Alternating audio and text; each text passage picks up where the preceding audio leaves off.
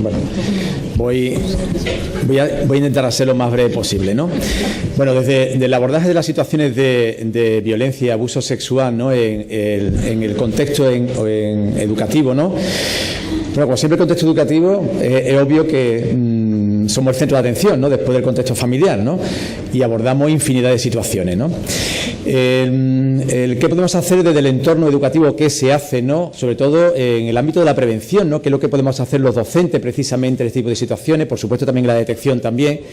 Pero ¿qué tipo de mecanismos o actuaciones podemos hacer de carácter preventivo que suponga un factor de protección al alumnado, sobre todo a los menores, ¿no?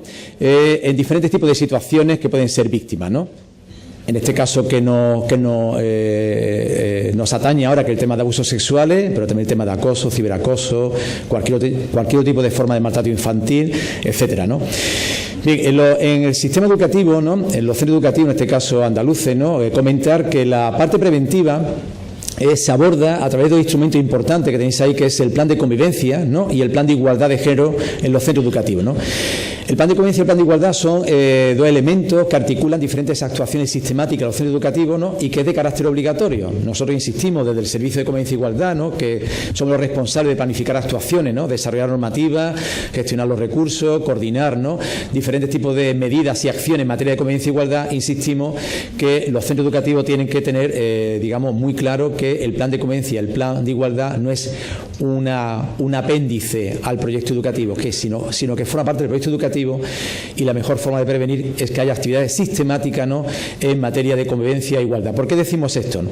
Porque un factor de protección a los menores frente a las situaciones de abuso sexual, por un lado, es todo aquello que aborda digamos, los aspectos de carácter de identificación personal, por ejemplo, identificación sexual, identificación de género, orientación sexual, el desarrollar diferentes tipos de habilidades, por ejemplo, como es la asertividad y resolución de conflictos, ¿no? Crear clima de confianza en la gestión de aula, ¿no? Por parte del profesorado, con habilidades comunicativas, ¿no?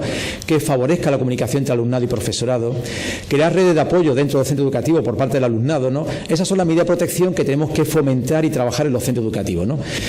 Bien, ¿cuál es la situación actual? Bueno, pues de los 5.000 y pico de centros que debemos tener, ¿no? Pues de ellos al menos 2.380 forman parte de la red de Escuela Espacio de Paz, que es una red de centro educativo que profundiza en diferentes actuaciones en el plan de convivencia. Hay un área específica que es precisamente de intervención frente a diferentes tipos de situaciones, ¿no? ¿Con esto qué se pretende? Pues precisamente crear una red de centro educativo que profundiza en diferentes medidas de convivencia desde el punto de vista de prevención, pero también desde el punto de vista de la intervención, ¿no? Bien, por tanto, habitualmente los planes de convivencia, ¿no? Y los planes de igualdad, ¿no? Se trabajan diferentes aspectos de una forma generalizada en los centros educativos. Por ejemplo, trabajar las normas de convivencia dentro del centro educativo, incluir lo que son programas de resolución de conflictos y habilidades sociales. El tema de educación afectivo-sexual, por ejemplo, es verdad que este tipo de programas deberían de generalizarse mucho más, ¿no? Porque tienen un contenido específico, ¿no? Con un efecto muy preventivo, ¿no? Hay materiales que tenemos colgados en nuestros portales de la consejería para trabajar con el alumnado desde educación infantil a secundaria, ¿no? En materia de educación afectivo-sexual, ¿no? Y es cierto que esta parte, ¿no? Hay que potenciarla aún más todavía y debería de generalizarse más en todos los centros educativos. Con respecto a esto, ¿no? Y como tengo poco tiempo, ¿no? Lo voy a ir articulando, ¿no? Lo voy a decir después, ¿no? Con respecto al tema de la educación afectivo-sexual, también comentar que en Andalucía hay un porcentaje importante de centros, en torno a 1.100 o 1.200, tanto centros de primaria como de secundaria, que está adscrito o suscrito a programas que son voluntarios, como es el Forma Joven y Creciendo en Salud, ¿no? Esos dos programas, precisamente, Creciendo en Salud y Forma Joven, tiene, digamos, dos áreas muy interesantes de prevención y actuación en el campo de, digamos, de los abusos sexuales y la educación afectivo-sexual. En primaria, en Creciendo en Salud, hay una parte que es educación socioemocional, que es obligatoria a todos aquellos centros que se suscriben a este programa, y hay uno también de autocuidado que también se aborda de una forma preventiva aspectos sobre la educación afectivo-sexual, ¿no? Por ejemplo, conocimiento de sí mismo, ¿no? La sexualidad vista de una perspectiva positiva, diferenciar lo que son muestras de cariño y afecto frente a aquellos tipos de manifestaciones que tienen contenido sexual o comportamiento sexual, etcétera, ¿no?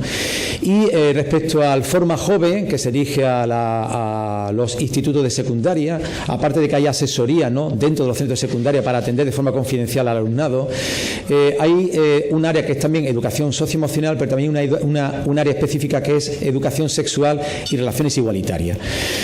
Bien, y por otro lado también comentar, como siempre, el tema de la gestión de aula, que nos parece siempre importante en las actuaciones que hagamos en los centros educativos, y también la sensibilización y formación a toda la comunidad educativa. Es cierto que la formación, ¿no?, y ya sabemos que es una cuestión siempre que demandamos de todos los ámbitos, ¿no?, de todos los profesionales, ¿no?, en el ámbito de salud, servicios sociales, educación, ¿no?, comentar simplemente que la formación es muy extensa, ¿no?, en el sistema educativo andaluz, se hace una oferta amplia de actividades formativas, ¿no?, si bien tenemos que comentar que esta formación no es obligatoria, es una formación siempre voluntaria, exceptuando lo que voy a comentar ahora.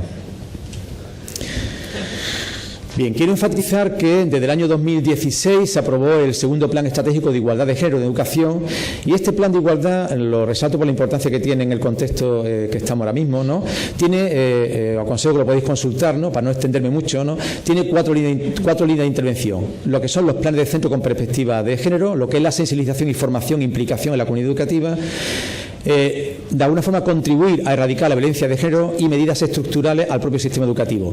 Dentro de este plan, la ventaja que tiene con respecto al anterior es que consolida todas las actuaciones en materia de igualdad entre hombres y mujeres, pero lo aborda de una perspectiva mucho más amplia, que es la diversidad de género, y se incorpora actuaciones específicas en materia de educación afectivo-sexual, orientación sexual, diversidad de género e identidad de género.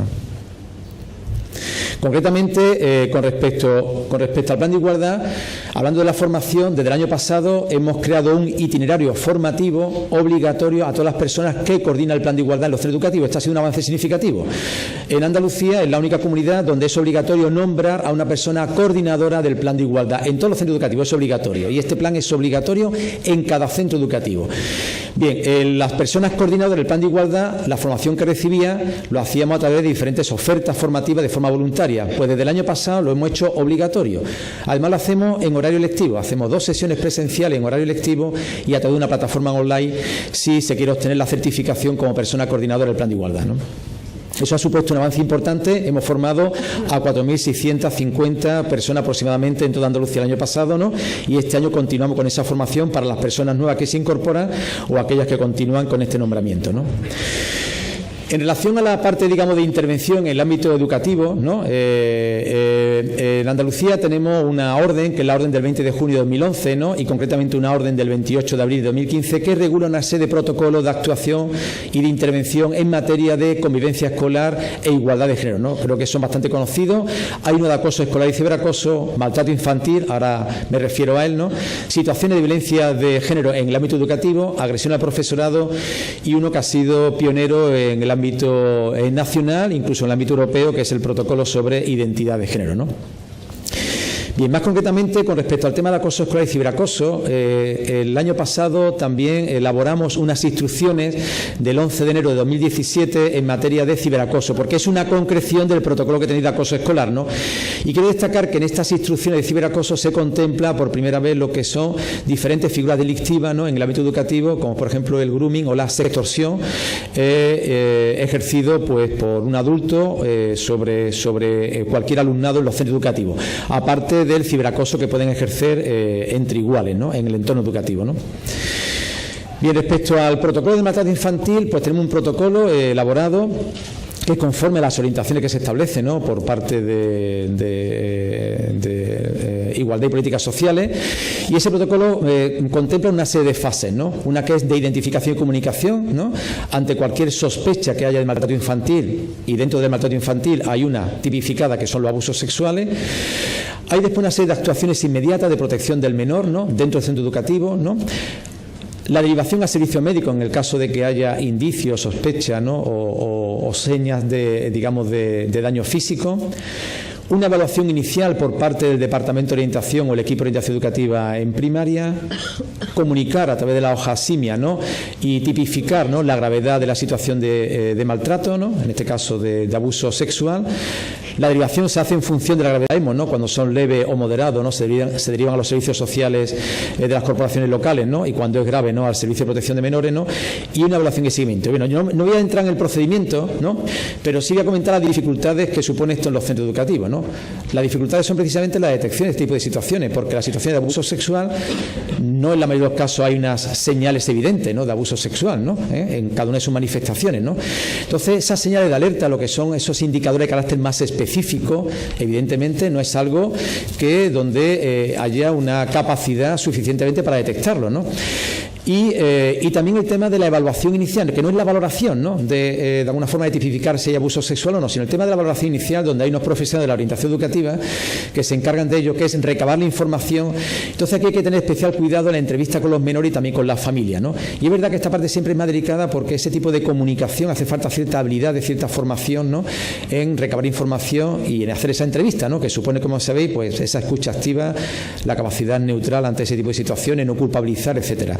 Para eso hace falta formación especializada, ¿no? Simplemente quiero comentar que los centros educativos reciben una formación amplia, insisto, voluntaria, otras que son, digamos, obligatorias, pero que los centros educativos tienen que tener formación en muchos aspectos, lo comento, ¿no? En maltrato infantil, en acoso y ciberacoso, ¿no?, en agresión al profesorado, en identidad de género, en competencias clave, en educación afectivo-sexual, en educación vial, ¿no? Entonces, evidentemente, todo recae en los centros educativos y lo asumimos, pero no es abordable, ¿no?, una formación especializada, ¿no?, en todos los campos, ¿no? ¿Cuál es la vía quizá que pienso que puede ser más interesante con respecto al tema de abusos sexuales, ¿no? Una formación, intensificar más la formación específica a los profesionales de la orientación educativa, que son los que tienen una labor, digamos, más especializada en los centros educativos, sobre todo en la detección y evaluación inicial, ¿no? Bien, el protocolo se está regulado en la orden del 20 de junio de 2011, ¿no? Por ejemplo, nosotros estamos organizando con bastante frecuencia, insisto, esta formación en materia de igualdad a estos 4.650 personas. Actualmente estamos organizando jornadas provinciales en otro campo, que es el tema de diversidad sexual, ¿no? Y bueno, hacemos una formación bastante amplia, ¿no? Bien, por último, comentar también el tema de la estructura de recursos, ¿no?, que tenemos, ¿no?, en los centros educativos, ¿no? Yo creo que es conocida, ¿no?, pero en cada instituto hay un departamento de orientación.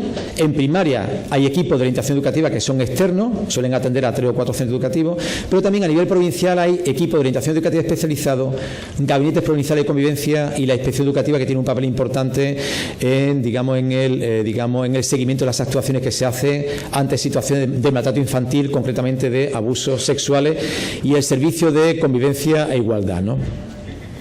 También comentar que tenemos un teléfono gratuito que es el 900-102-108, gratuito, dirigido a toda la comunidad educativa para cualquier tipo de consulta en materia de convivencia escolar e igualdad de género, también para comunicar cualquier tipo de queja, denuncia, etcétera. Un buzón de correo electrónico. Tenéis recursos disponibles en el portal de convivencia, el portal de igualdad, y también en el programa Forma Joven tenemos diferentes guías y recursos en materia de educación afectivo-sexual, educación socioemocional, ¿no?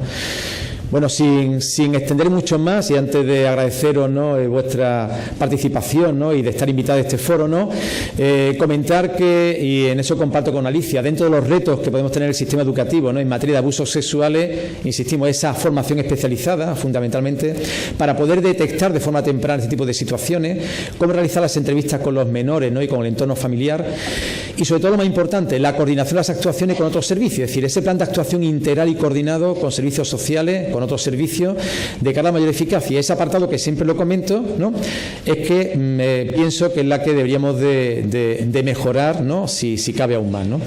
Así que bueno, pues muchas gracias, y a vuestra disposición tenéis ahí mi correo electrónico para cualquier tipo de consulta mucho más específica al respecto. Muchas gracias.